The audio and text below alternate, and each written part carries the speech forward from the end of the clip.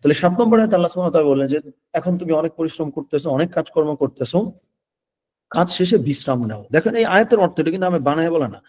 আল্লাহ সুবহানাহু ওয়া তাআলা বলছেন ফাইদা ফারাগতা ফানসব, অতএব যখন তুমি অবসর পাও তখন কঠোর পরিশ্রম করো, মানে কোন একটা কাজে একদম ফোকাস হয়ে যাও, মনোনিবেশ করো।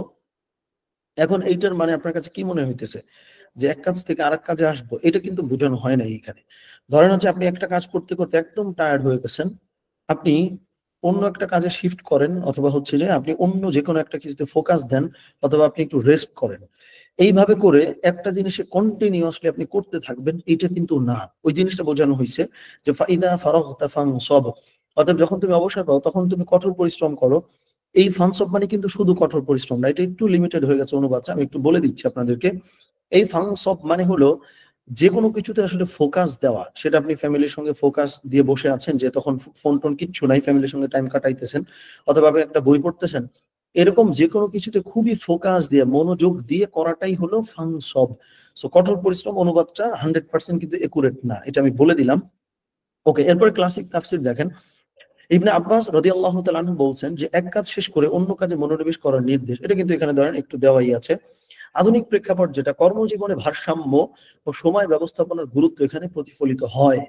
অর্থাৎ কন্টিনিউয়াসলি অফিসের ফাইল নিয়ে আপনার পড়ে থাকার দরকার নাই, কন্টিনিউয়াসলি এন্টারটেইনমেন্টের ভেতরে পড়ে থাকার দরকার নাই। আপনার কাজের মধ্যে ট্রানজিশন থাকা লাগবে, যে একটা থেকে আমি আরেকটা শিফট করবো, একটা থেকে আরেকটা সুইচ করব। এই ধরনের কাজগুলো করে আপনার কাজগুলোকে খুব ইন্টারেস্টিং করে ফেলা।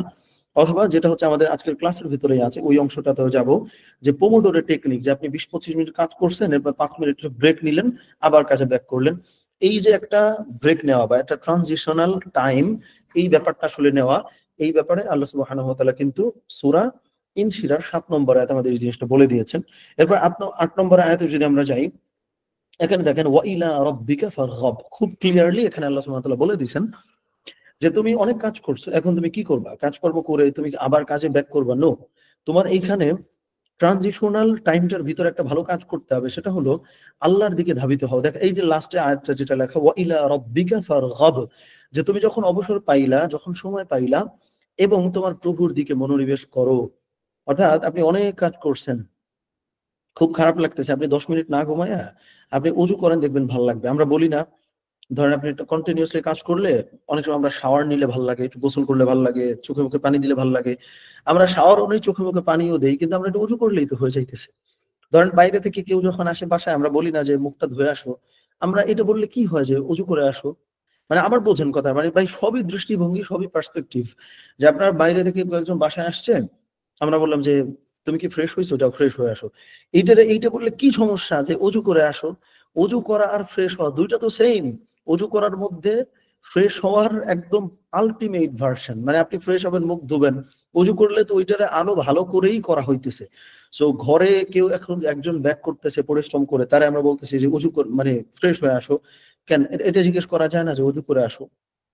কিন্তু আমাদের সমস্যাটা হচ্ছে যে যখনই বলা হবে অজু করে আসো, আমরা ভাববো এখন কি ভাই নামাজ পড়বো নাকি? কিন্তু অজু অবস্থায় থাকতে সমস্যা কি? আপনি ঘেমে আছেন, আপনি ফ্রেশ হইতেছেন, সবই করতেছেন।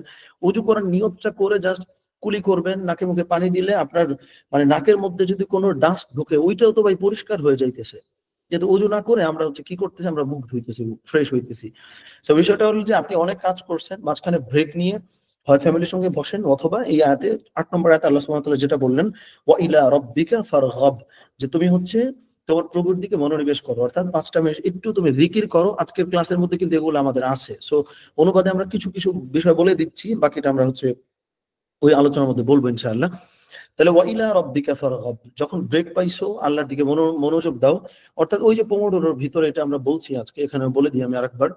25 মিনিট কাজ করো, 5 মিনিট ব্রেক নিয়ে তুমি যে কোনো একটা সূরা তিলাওয়াত করো, অথবা একটু জিকির করো।